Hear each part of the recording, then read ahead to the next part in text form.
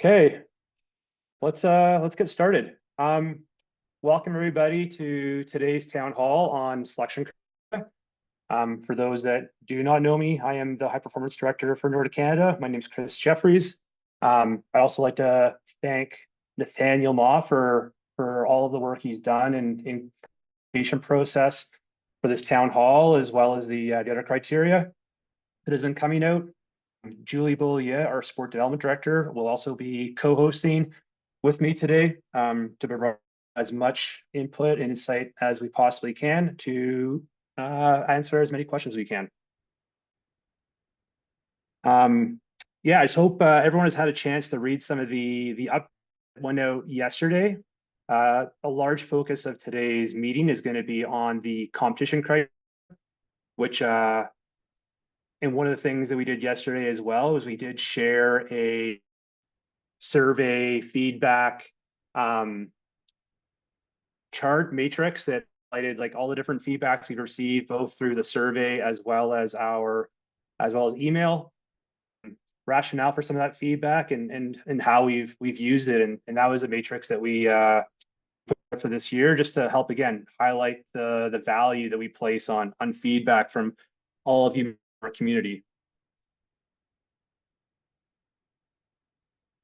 Sorry, just trying to go to the next slide. So the agenda for today, we'll look at some of the criteria objectives just so that we are knowing why we're doing certain things. We'll look a bit deeper at the competition criteria, including the process, feedback, implementation adaptations, and I want to spend a bit more time too today on just highlighting curtailment of competition. We'll also do a quick overview of sprint and COC feedback, and then look at what the next steps are for other criterias. And as always, like this is an opportunity for you to ask questions not only to myself, but to Julie and other members of our staff. I know we have guys, our domestic high performance lead, and Julia Eastgard, our World Cup team lead. This call, so if you can also ask questions directly to them. We will have an opportunity, but please feel free to ask questions as we go along. You can either raise your hand or put a question into the chat. Nathaniel, I'll ask you to please just kind of keep an eye on that activity. It's just hard for me to keep track of that while I'll pay attention to the presentation.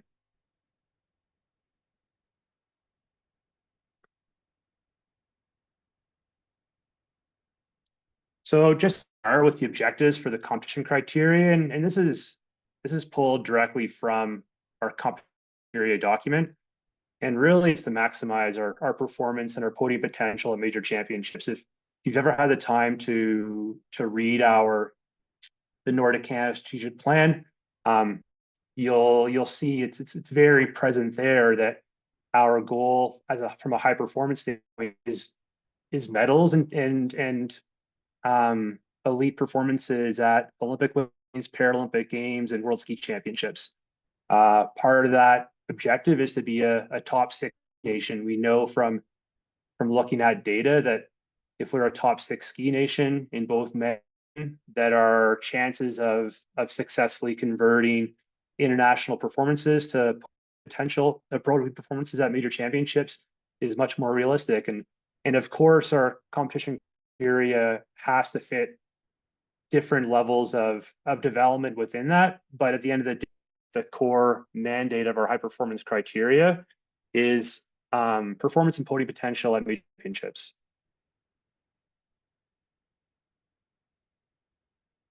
So just a bit of a more global look of the process that we use year over year for a criteria. Number one is we review the previous year's criteria and we elicit feedback, and that's looked different from year over year.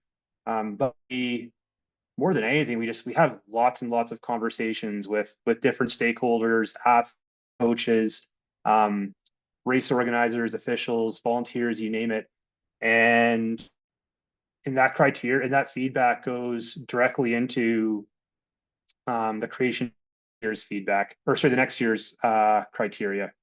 In June, August, we had a lot of time, again, having a lot of internal conversations as to working, what's not working, and then putting that information into the first draft of our criteria. We then send out that draft to all members of our community at the same time. No member of our community gets draft one before anybody else. Have the opportunity for feedback to be sent in and be reviewed. And hopefully, again, as I said earlier, hopefully you took it, have the opportunity to look at the feedback matrix, and hopefully you'll, if you did provide feedback, especially through the online, you'll be like, oh, there's the feedback I provided, and here's how it's being interpreted.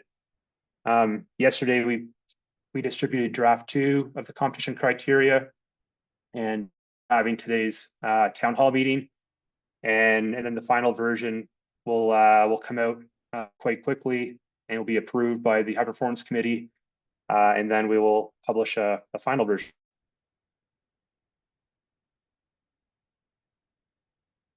Julie, anything to add to this slide and the process that we use year over year? No, it looks good. Thank you, Chris.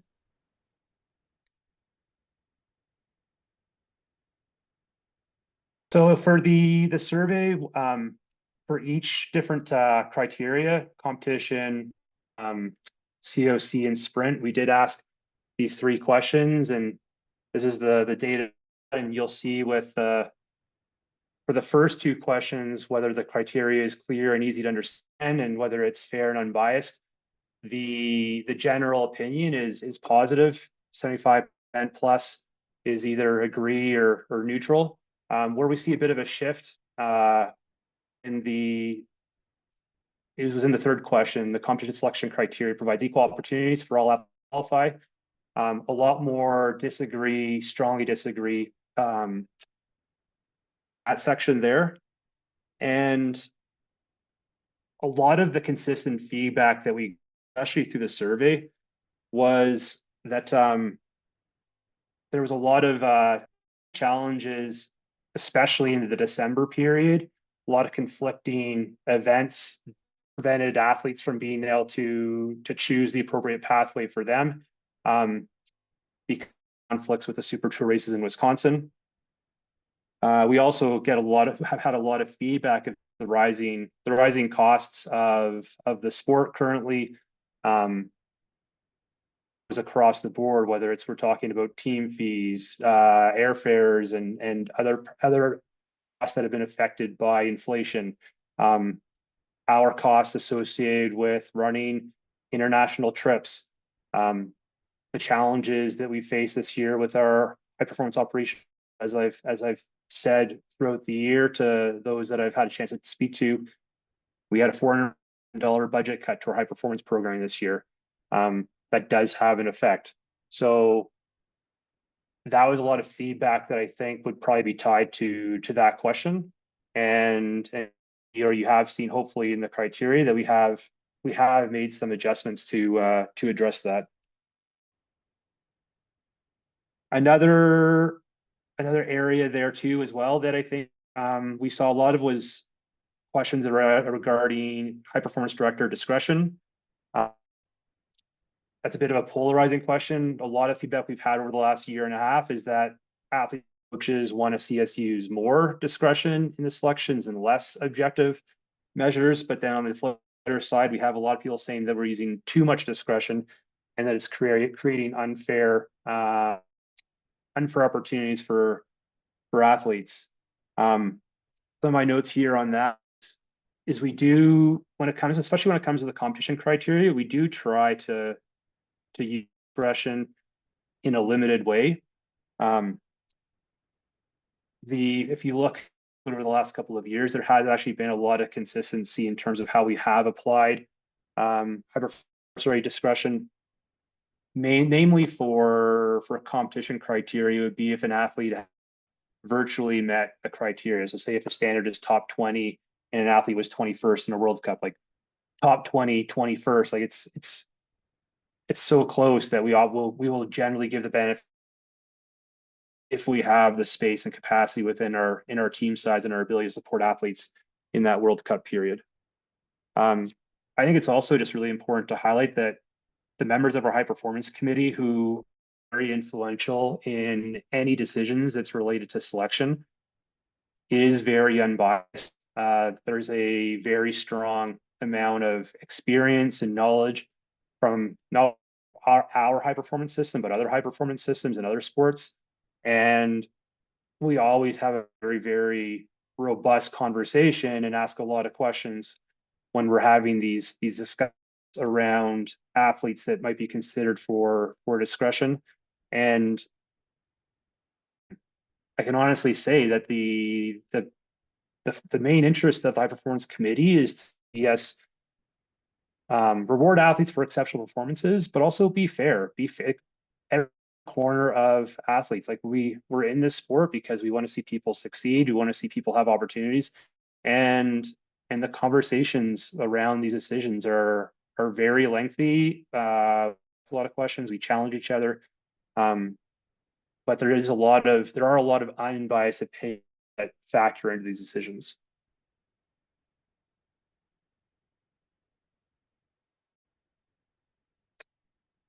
So some of the shifts that we've to make within the criteria, again, based on feedback. This is for World Cup period 2. We removed the team event from the criteria from World Cup period 1. We also removed 2 times top 20 and strengthened it to be a top 15, and reprioritized the DOC leader to be more in our other competition trips. We also increased the team size to 6. One of the reasons why we strengthened the objective criteria from 2 times top 15 is, and we say this quite repeatedly in the feedback matrix, we do value head-to-head racing. We want to value head-to-head racing more and more going forward, at least once a year, to give athletes the opportunity to be there and to challenge and to qualify for trips and ultimately qualify for the opportunity to race internationally.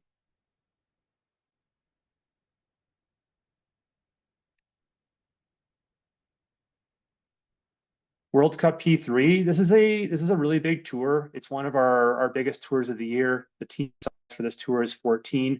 If we just go back in a couple of years, some of the feedback we received from athletes was they wanted more meaningful opportunities internationally. In 2023, World Ski Championships was the primary opportunity for athletes to be able to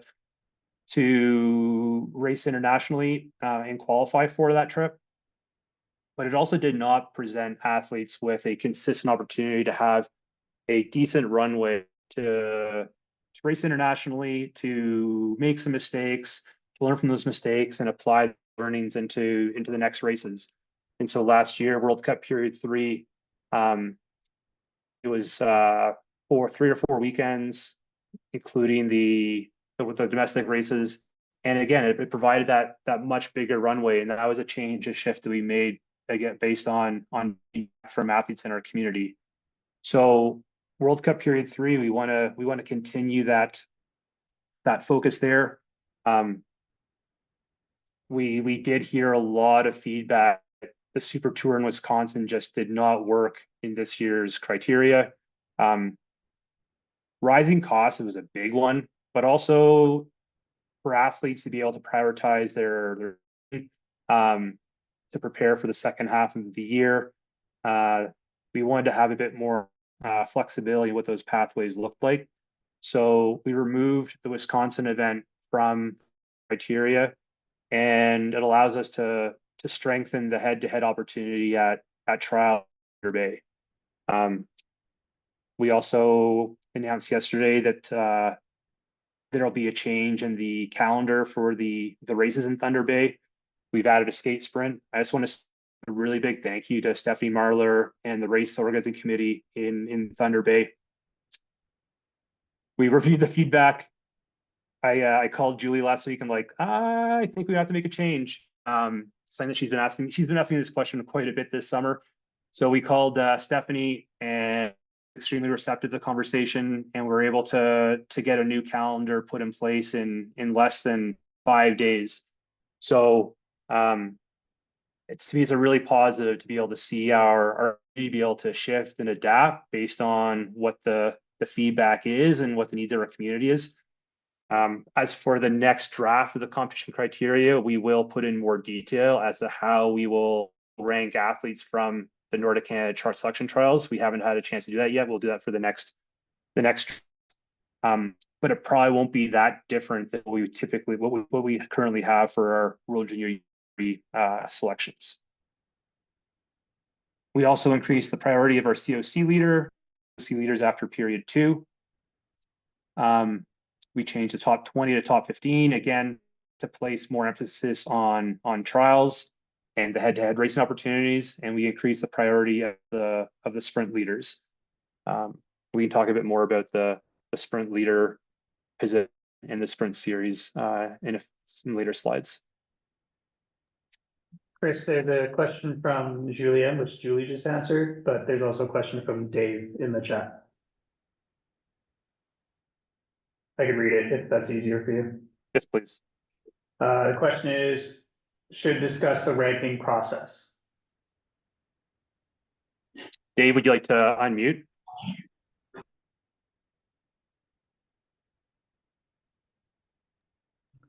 There. No, I just think that the selection trials shouldn't be the last priority. It should move ahead of curtailment of health and discretion.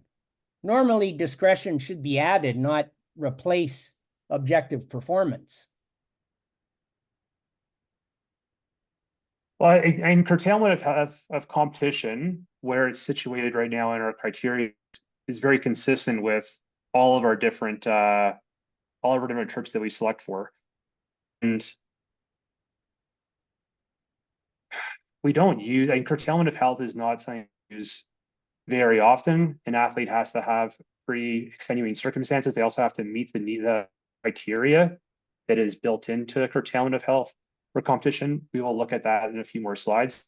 We can take the conversation offline and revisit this, but I think just looking at this selection criteria, top 15 is a significant standard. I don't think we should be diminishing the performances of an athlete World Cup event who does a top 15. We look historically at Ed.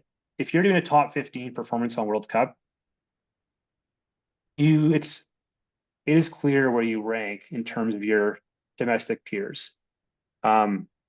So to say that there isn't going to be an opportunity, we have a team size of 14 athletes for World Cup 3 that's going to come from trials is unrealistic, and discretionary piece is there for those exceptional circumstances. But as we saw, as we've seen in the past, like we don't fill our trips based on HPD discretion. But we can look at shifting that. Actually, a lot of trips there's been significant trip filling with discretion, and I'm not arguing against discretion. I'm just saying objective performance should rank ahead of curtailment of health or discretion. Well, curtailment of health of competition is there to protect athletes, protect their health. So that's fine, but you're still looking at what might happen versus what has happened. And I'm not, it's still demonstrated performance at the trials should trump what might have happened by somebody else at the trials, for instance, if they were sick or hurt or whatever. But I think that it's wrong to put that, well, anywhere, objective or demonstrated performance over discretion. Okay, well, thanks for the feedback, Dave. And as I said, we will continue to look at that for the next draft.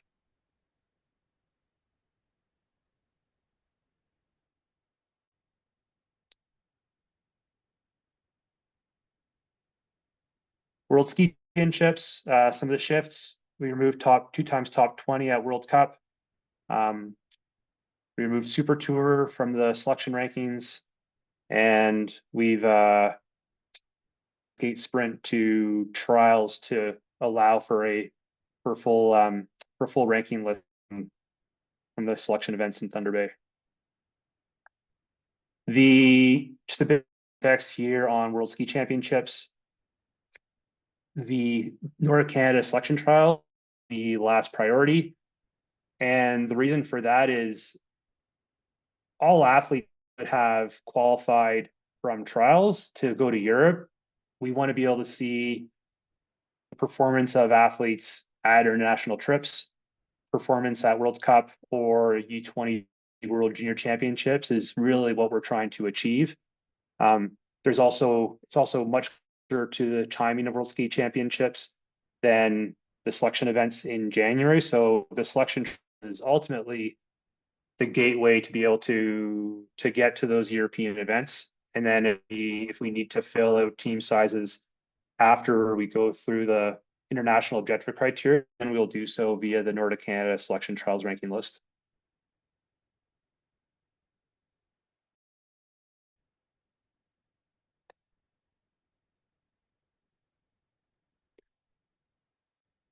The one change in our World Junior 23s was we removed the pre-selection of athletes to World Cup period 3.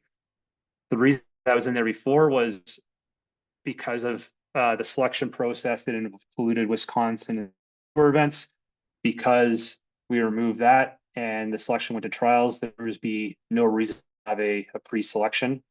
So again, valuing head-to-head racing, this ranking list from trials will be the selection criteria, will be the selection process for World Juniors U23s.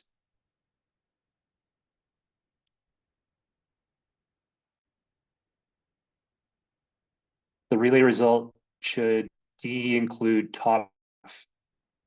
I'm not fully, Dave, can you please be a bit more specific there?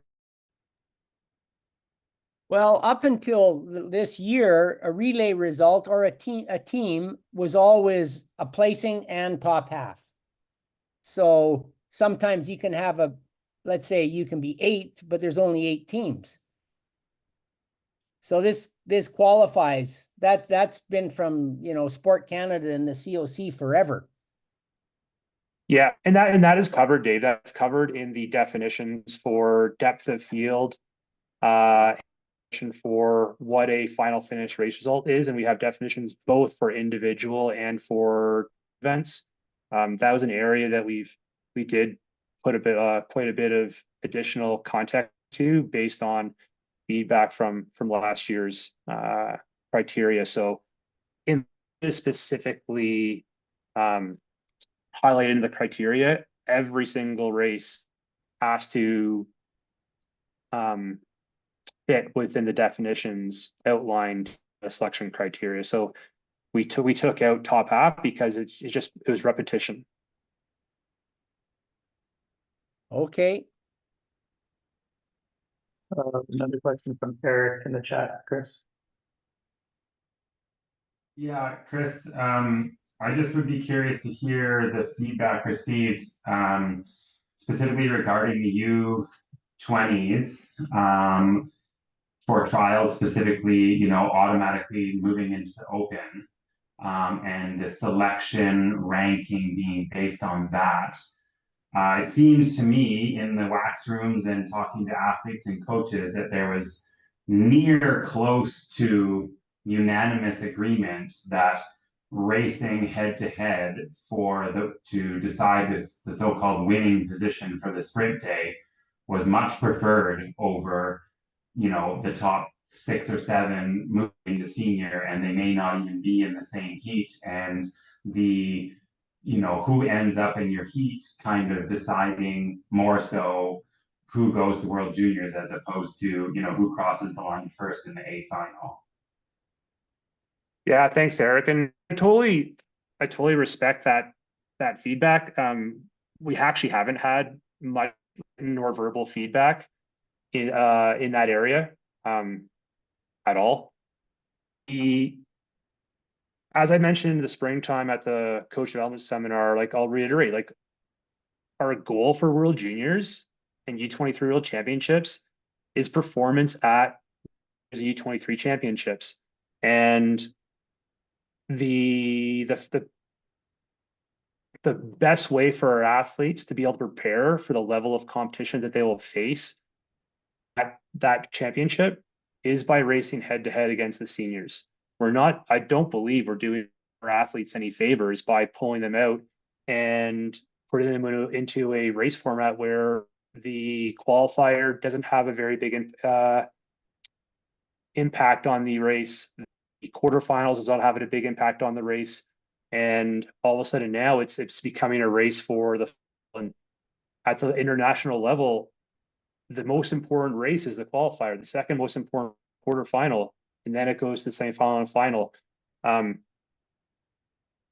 I've still not been convinced that adjusting this selection process for World Juniors, for World Junior trials, is the right decision to accommodate our goals and objectives at the championship itself. Like last year, Alexandre Cormier raced in the final.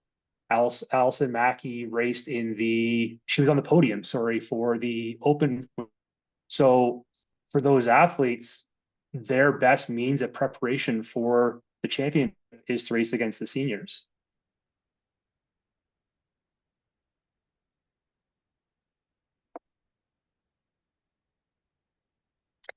Julie, do you have any additional comments on that area? We just looked at the notes from the coaching conference, sorry. Sorry, we just looked at the notes from the coaching conference, Eric, and the notes that we had captured. And again, to Chris's point, we haven't received any feedback in this round of feedback, was that we wanted nationals to be separate so that we could crown an actual U20 national championships within their group of peers, but that the trials in the COC was about speed, qualification, all the notes that Chris just said. So that was the notes that we walked away with from the April meeting, and nothing came in to add from this round of feedback requests on those comments.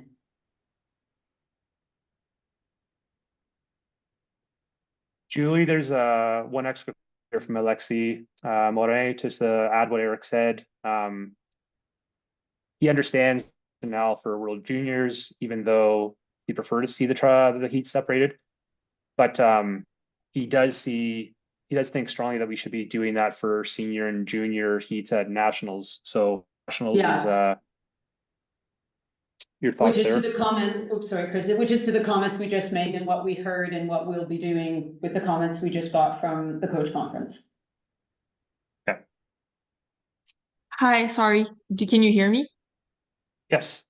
I don't even know if I'm allowed to be here because I feel like I'm the only athlete. So, but coming back on what Alexi just said and Eric, I also get the rationale behind like making juniors race senior heats, but then at the same time, I know it's better for like development and everything, and once they get on the international scene, but I'm also like kind of have mixed feelings because are you actually getting the best junior out of that sprinting format? Because I remember you mentioned Alexandre Cormier, and I remember talking to him, and he was like, yeah, and he's not the one who went to the final. It's Raleigh, but Oh, sorry, Raleigh.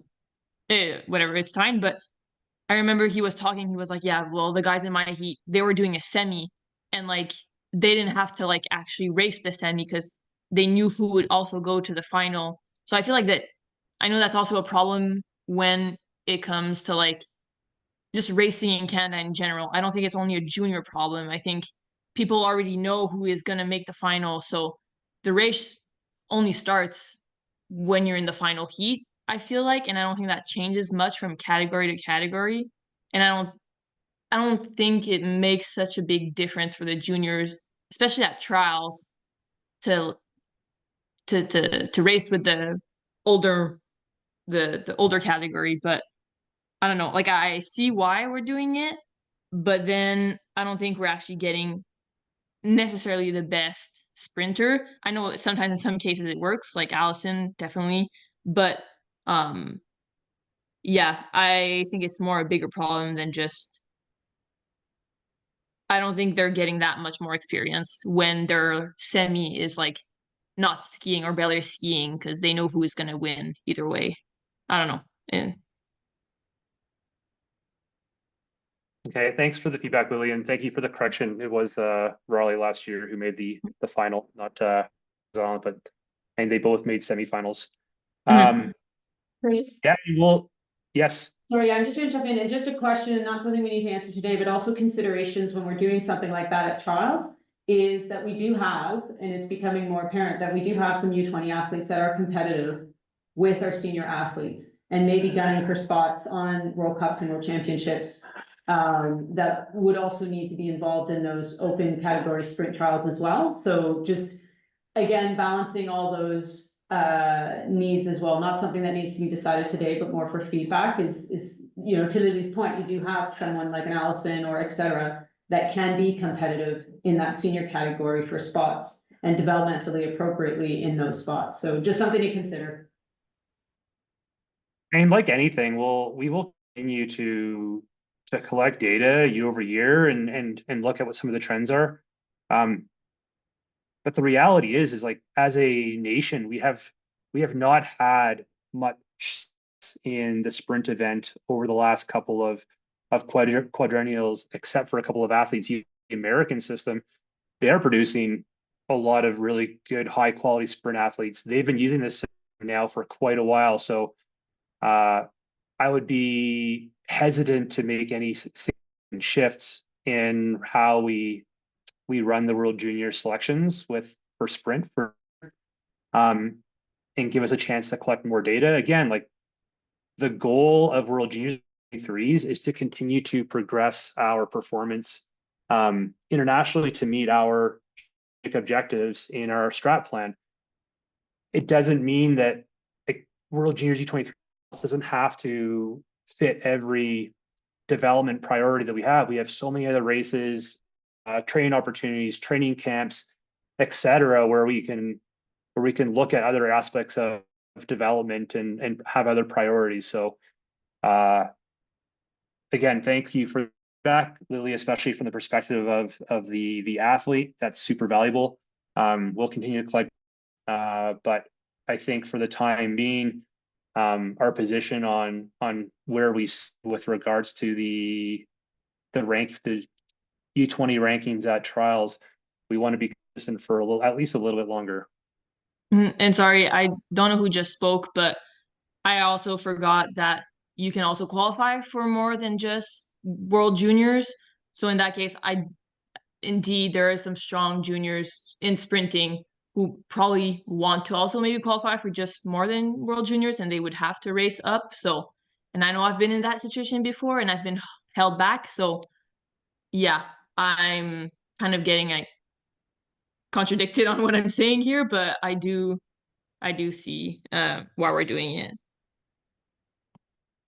It's very rare that we have black and white answers for most of these things, and we have to weigh a whole number of circumstances and try to find the best decision. And like I said, like we don't have to use the same pro for every single aspect of our system.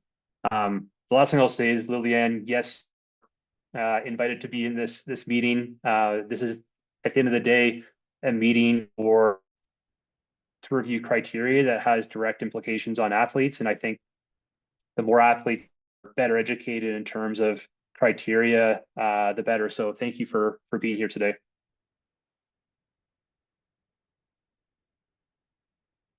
Any other questions in the chat, Nathaniel?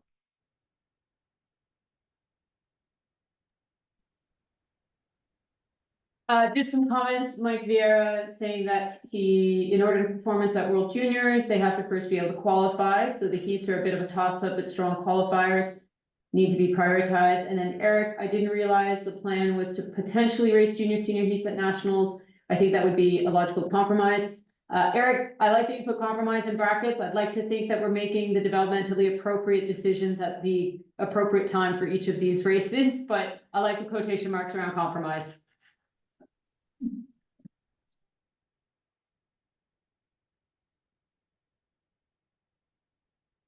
Section 8, actually a section that is a hot topic right now.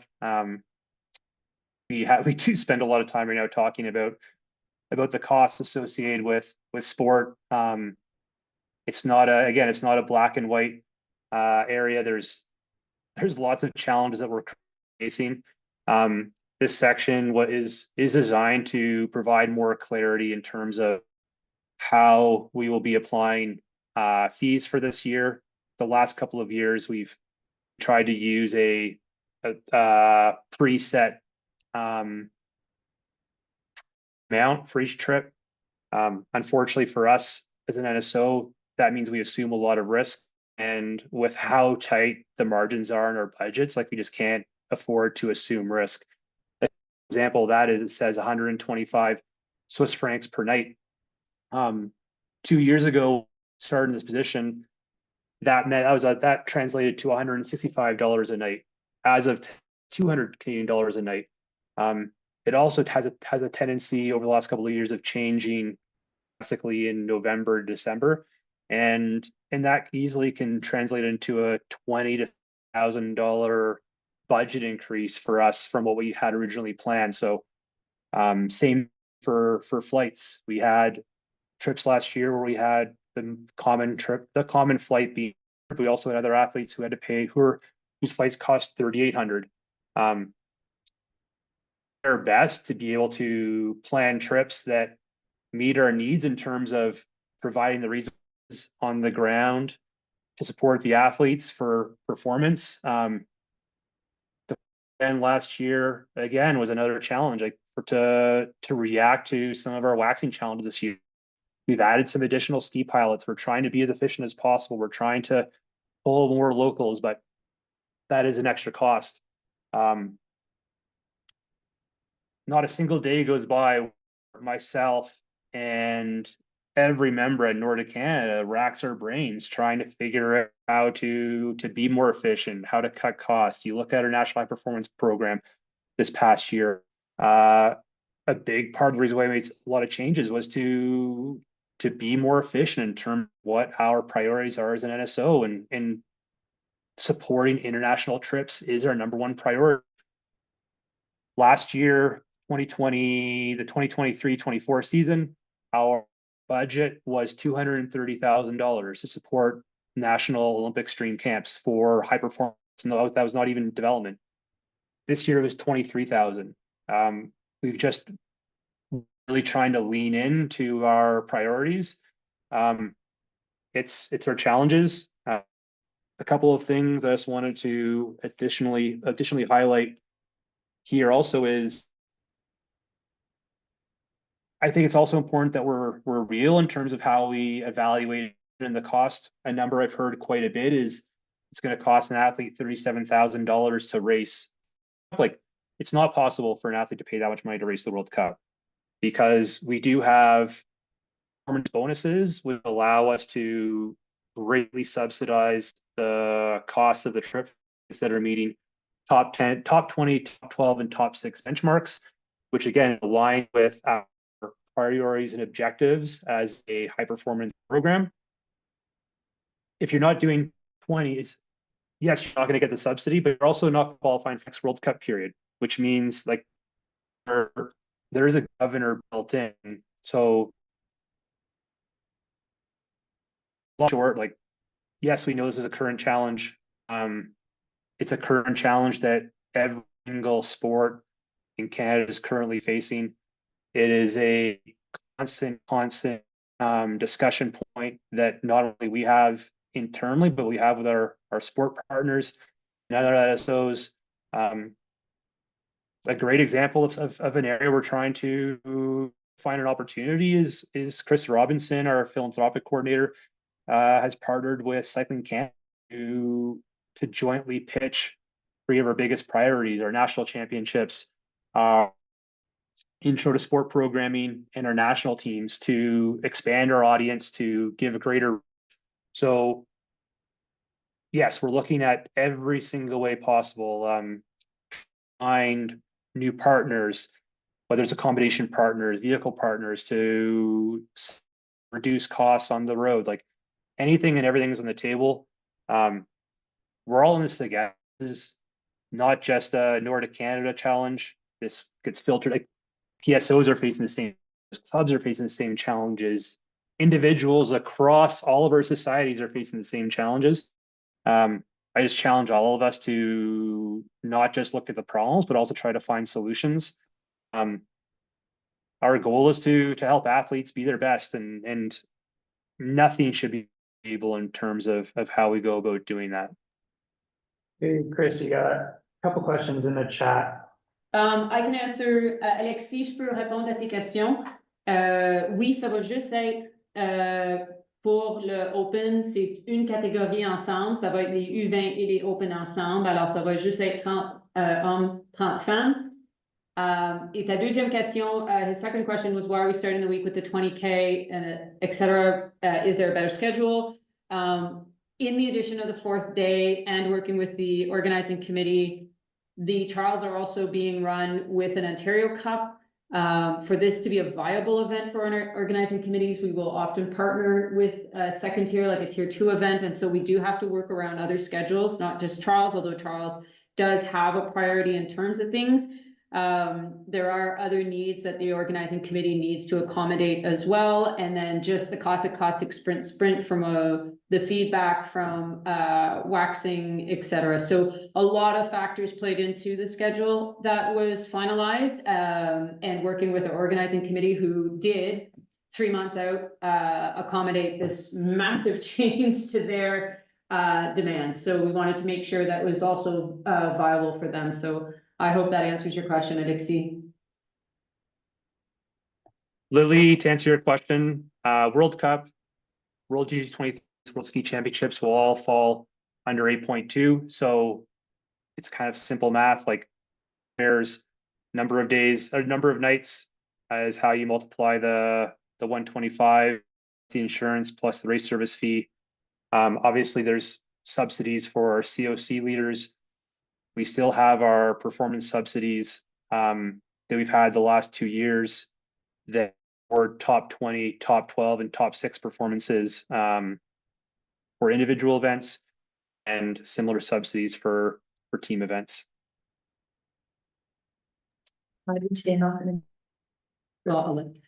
Just I'll add to that for clarity, Lily. One of the things that we're working on, just as you know, we always send out project trip information. We're actually expanding that document to include the technical guide, and each project will have a technical guide that will go through all the things like the goals and the objectives, the team, the staff, the roles and responsibilities, but it will include a more detailed breakdown of the finances for each of those trips. So we're hoping to have those. We're working on those right now to get those out as soon as we can with all that information.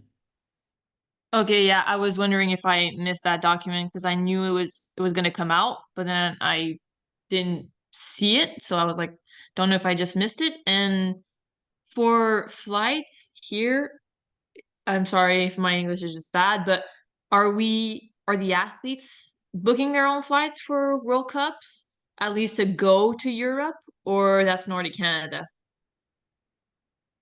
Been an internal debate that we've had, and we've gone back and forth. Our original intent this year was to book their own flights. One of the reasons for that was a lot of athletes can probably access points, et cetera, to help subsidize their airfares.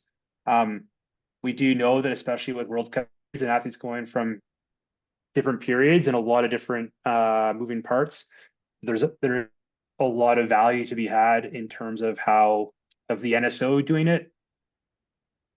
If we just give us a little bit more time to have one final debate on this, Lillian, and we'll get back to you. I guess while here on the spot, if you have any personal feedback on what you would like to see from as an athlete who World Cup and goes from period to period, what would you like to see as the absolute best practice there?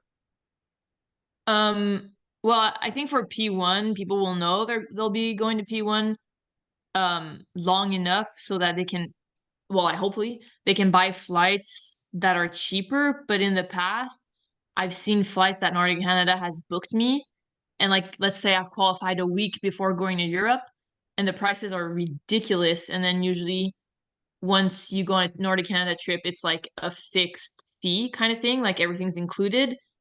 But if I need to pay an over $2,000 flight to go to Europe because I qualified a week before, I find that ridiculous. And I know it's hard. You can't qualify people beforehand. Well, you can, but I mean, example for trials, if you qualify off trials and then you need to leave a week later, those flights will be the cost will be ridiculous. So I don't know, mixed feelings here about whether the athletes should book them or Nordic Canada, because usually, I don't know, I've seen some ridiculous prices and I'm glad I didn't have to pay the whole thing, because or else it would have been, I mean, I would have had no money left.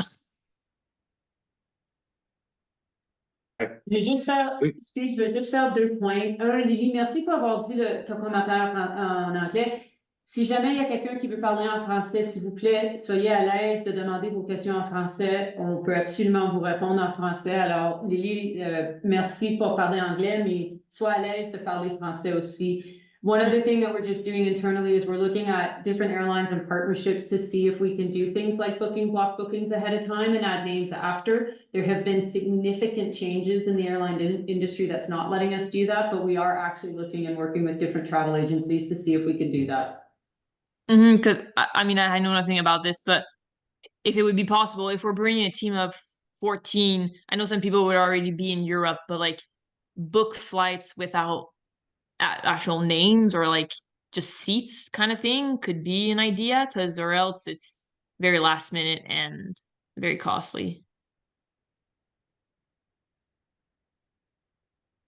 For sure. Thank you, Lily. And don't be surprised if we reach out for more feedback on this. Yeah, Chris, it's Tormund here. I have a bunch of athletes out here west as well who are agreeing with Lilian's like concerns here. Just so you know. Which concern in particular, Tormund? The flight cost with the like, are we going, are we not going, and then suddenly the prices is increased right before. So Yeah, I mean, for tours like World Cup Period 1, like we do have a time that we can get good rates. With World Cup Period 3 and the timing, like the prices are the prices. It does make it more expensive. I mean, if anybody has any additional solutions on that, as we said, we'll continue to look at what the opportunities are, but sometimes the timing is really challenging.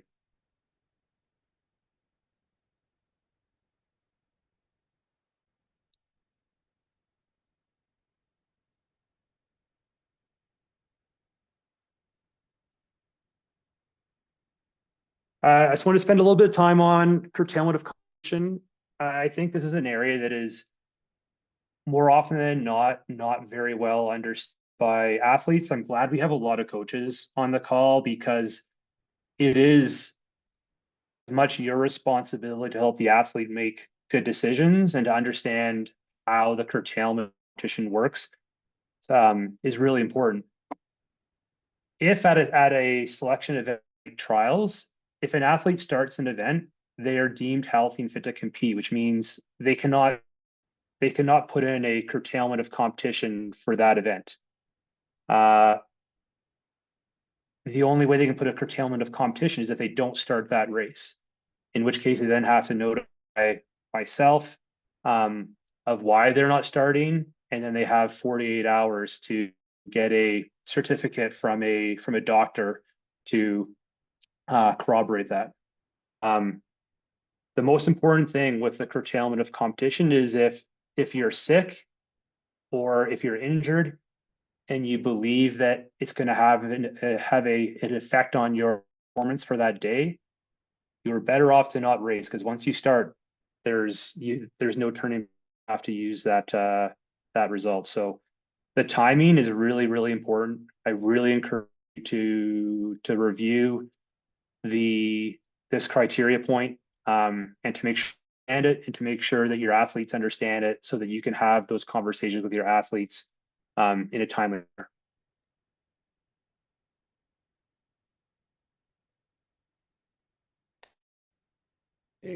Chris, it's Dave. I just have a quick point.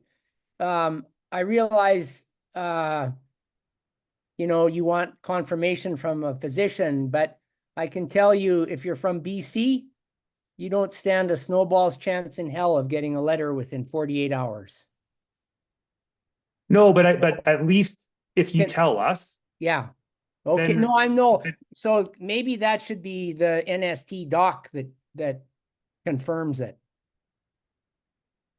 yeah, I think the most important thing is one, notifying myself of the illness or the injury, and then also highlighting what those challenges are for potentially seeing a doctor. I mean, we know that if you're at an event, most athletes don't live in Thunder Bay, which means they also are not going to be close to their own family.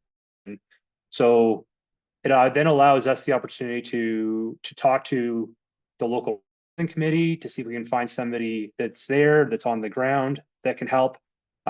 We can also then do our national team physician and go that route.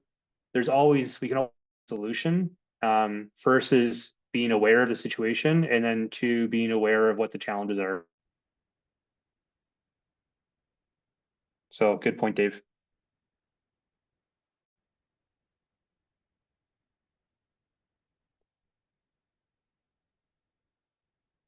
Okay, sprint and COC. There was not a lot of feedback on the COC selection criteria. It's a pretty straightforward document. It hasn't changed much year over year. As you can see, the feedback was overwhelmingly either positive or neutral. I don't think we need to spend too much time here. Just to confirm, the COC events on this year are Sovereign in December, Trials in Thunder Bay, and Nationals in Canmore. We do get feedback that some individuals like to see more COC opportunities at other times of the year.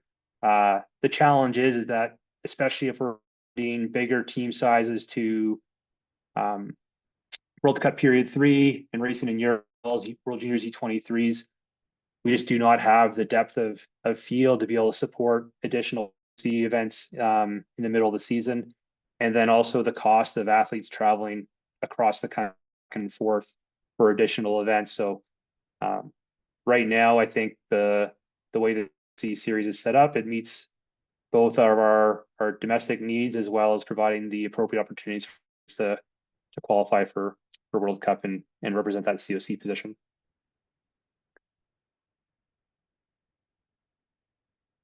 And then the last one we'll talk about today is the sprint series.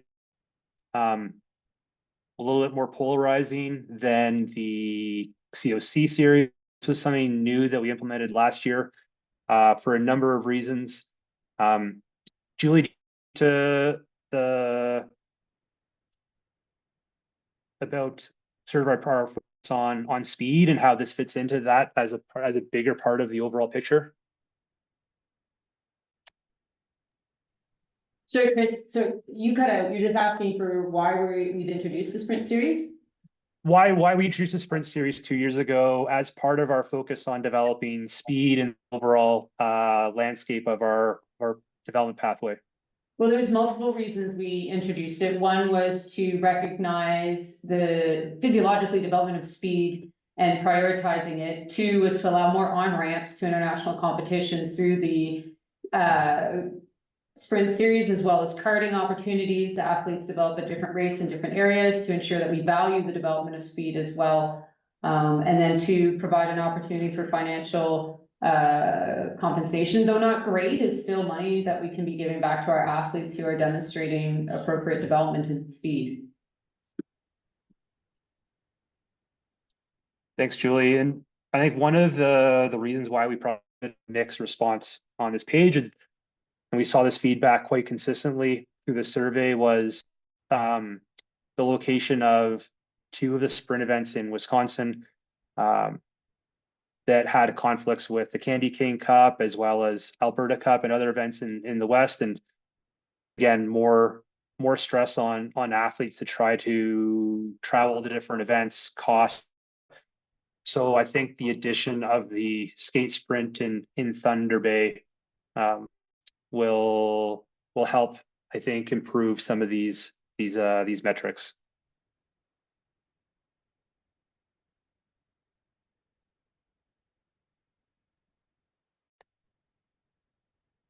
Okay, so we're at 11:58. The upcoming criteria, we know we need to get out all of our Nordica criteria, both competition and national ski team. NHPP, we've sent out draft 1, so we'll get out a second draft. We've had feedback come back in on that. AAP as well. BSU final version. If there's any questions around, maybe we can take a few questions there, since we have a lot of people on the call. I So will any- just jump in, Chris, just for BSU, we did make the date, November should read as December, so thank you to all those who caught it. For those who know what I'm talking about, it's the deadline for payment. It was a typo, so thanks for catching that, and we'll make the adjustments there. Thanks, Julie. So yeah, we'll just open the floor. Any final questions?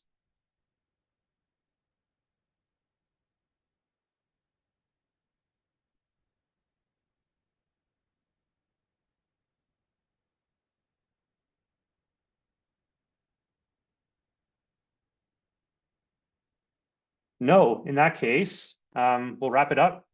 I would like to say thank everybody for not only their attendance here today, but also just for all of the feedback that we've been able to receive over the last weeks.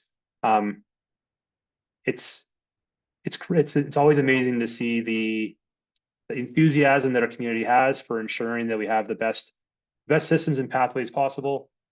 And your feedback is critical for helping us make the appropriate changes. So thank you to everybody for joining again. And yeah, look forward to more discussions in the future.